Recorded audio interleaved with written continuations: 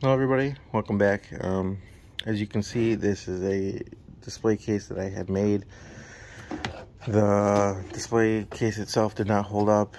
This actually fell down in the middle of the night, so I'm surprised that this stuff is still in its spot. Some of the items did definitely move, and I have to go ahead and redo it. So to start out with, we have a couple eating utensils. That is what it came with the mess kit that I showed in an earlier video. Here we have a war ration book. I picked this up at a local antique shop. It's from Wisconsin. That's Leona, Wisconsin. This person was 65 years old, male, weighed 165 pounds, was 5 feet 11 inches tall. There's 3 different kinds of ration books. Obviously this is book number 3.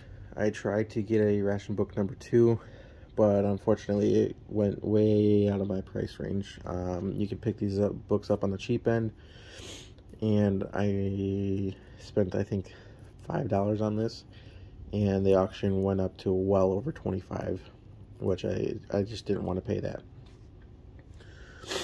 So one of the reasons why I did pick this up was obviously having the Wisconsin tie to it, but it also had the ration stamps, which is something that I had never seen before. When I did come across these, it wasn't fully filled out. It was missing the ration stamps. So this one just kind of checked off all my boxes, because it had everything I was looking for filled out. Ration stamps, what the books, it's all there. I have it pinned down currently because that's the way I wanted to display it. I mean, you can kind of see what I was going for here. So one of the items that did move is this bandage gauze, and it came in this medical kit here, which if you see all the medical stuff around, you see why. There's a band-aid in it, and this would have been carried by medics to give basic first aid and treatment on the battlefield. Try to stop gun wounds, gunshot wounds, anything like that. This is actually morphine with, you can see some liquid inside still. We have a 50 caliber bullet. This one was shown as a display, which would have been fired from stuff like the USS Cobia, which is located in Manitowoc, Wisconsin. The antique store that I went to was in Manitowoc, which is why they had this. They had some information on the Cobia, and I do plan on doing a video of that later. There's also a tug in my hometown, which was used during the D-Day landings. I do plan on getting a video of that as well. So here we have an overseas cap. Obviously this pin did not go along with this hat. The person that helped me made it just thought it would look the best out of all the pins that I had. We have some rank markings that would be stitched onto the uniform. So I have 2 kind of unique items here that I'd like to showcase and kind of explain, because I know everyone's going to ask how that is. So first off, we're going to go with this letter here. As you can see, it says Roy L. Davis. He was at the 60th CAC, Battery H, Fort Mills, Philippine Islands. He was a private. As you can see, it is dated June 19th, 1941. And if you read the letters, what it is he was stationed over there, and before December 7th, obviously there was tension, but no hostility. So he was writing back to his buddy at home about what, life is like over there, how nice the weather is, and stuff like that. What daily life would kind of be like. Obviously he couldn't say too much because this stuff would be screened through, but just writing back home that, hey, everything's going well, things are great. Unfortunately, when I did do research onto this, this gentleman would have been captured when the Japanese attacked Pearl Harbor December 7th, and a few days later would take over the Philippines. Unfortunately, he participated in the Bataan Death March, if you know anything about that, or if you don't, pay attention. So it was a very, very grueling march, very horrific. They would stab their soldiers, or not their soldiers, their prisoners, just for fun. They might have been bored. They starved them. They left him to be dehydrated and die of that way, a very slow, painful death. They didn't care if they fell down, they'd just run them over with tanks. They would force the soldiers to walk right over the people, from what I've seen. Just very, very horrific stuff that no one should ever have to participate or ever see.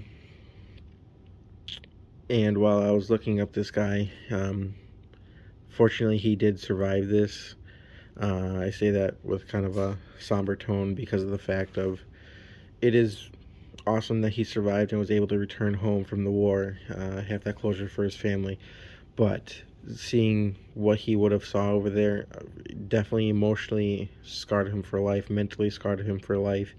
I can't imagine the nightmares he would have had coming back home.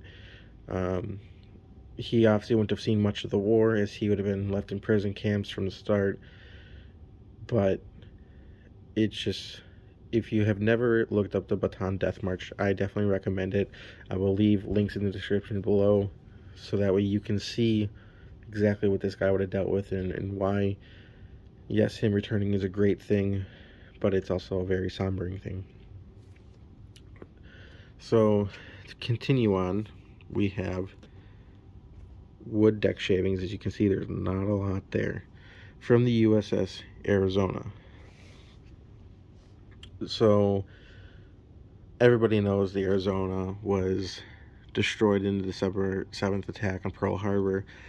A Japanese high-altitude bomber, right off the top of my head, I believe it was a Kate dive bomber, was fixed with a 16-inch battleship shell.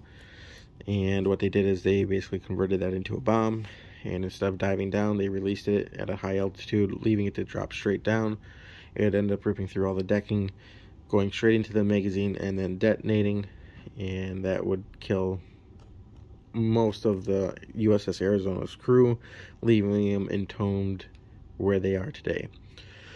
So, little known fact, because when I got this item, I was very, very skeptical. You know, how does this come to be? Obviously, it's a national historic place, very limited access. You can't dive on it. If they do dive on it, they need certain requirements and reasoning and stuff like that. The only time they really dive on it is to see where the wreck is at in its stage of life, how it's decaying, what's going on. Obviously, it's still full of oil, fuel. They want to make sure none of that's going to leak out and cause a giant environmental hazard. They dive down when someone passes away. They put their ashes on there if they would like, so they can be buried with their crewmates. So I was very, very skeptical of how this would have came to be, which is where I get the information that I do. So if you look into it, they were actually looking at salvaging the USS Arizona. They didn't know the damage of it at the moment, and they were looking at saving it. Obviously, they had to cut away the superstructure and stuff like that to keep the shipping channel open once they realized it's not salvageable. And they cut it down to where it is today, and the wreckage that was cut off was actually put aside because they didn't know if they were going to need the material for the war, if they were going to salvage the vessel and try to repurpose anything off of it. And from what I've seen and read, it's still there today. It's on part of the military base that's still active, so you can't go back and see it, but they do offer it to museums to go look at it. I think they're allowed to take so much of it to be displayed at their museum. And one of the things that I'm guessing the Gettysburg Museum of History, Eric Dorr, hopefully I'm saying his last name right, took back, must have had some metal, or some wood, not metal, to it, and he went ahead and shaved some off, and now he is turning around and selling it, so that way your average American can have a piece of such a significant battle in the Second World War, such a significant national monument. They actually kept the USS Arizona off the registry for the U.S. Navy until recently, where they're naming 2 submarines. Arizona was one of them, and there was another ship I can't think of off the top of my head that they're actually naming that they've kept off the registry. So to have a piece of it, very unique. I did read All the Gallant Men, that was written by a survivor of the USS Arizona. So having a piece tied directly to him kind of made the book just hit home a little closer, because it's just much easier to relate to someone, especially like him. I believe he was from Midwestern state, kind of like how I am. So then having a piece of pretty much what would have changed his life forever, and being on such a famous ship, well, actually infamous ship. So the reason the Arizona was so bad is because it was actually getting ready to go back to the mainland United States, and it was involved in a collision with another battleship, and it delayed its departure. And unfortunately, when the Japanese did the surprise attack on December 7th, it still had all its fuel, still had all its oil, it was fully loaded, and the result is where it's at today. So hopefully this interested you guys. Again, very sombering to have a piece or some sort of form of the USS Arizona, to have a connection back to Wisconsin from a guy that was deployed in the Philippines prior to the Japanese taking over, unfortunately being part of the Bataan death march and thankfully surviving. This is probably one of my favorite displays. I don't like that it's all destroyed and ruined. I do plan on redoing it. I'm just going to end up making my own display cases, because obviously store-bought ones are not doing the trick. Thanks for watching. Hope you all enjoyed. Leave a like, comment anything that you learned, anything that interests you, and don't forget to subscribe if you're liking the information or just seeing the items. Thanks for tuning in.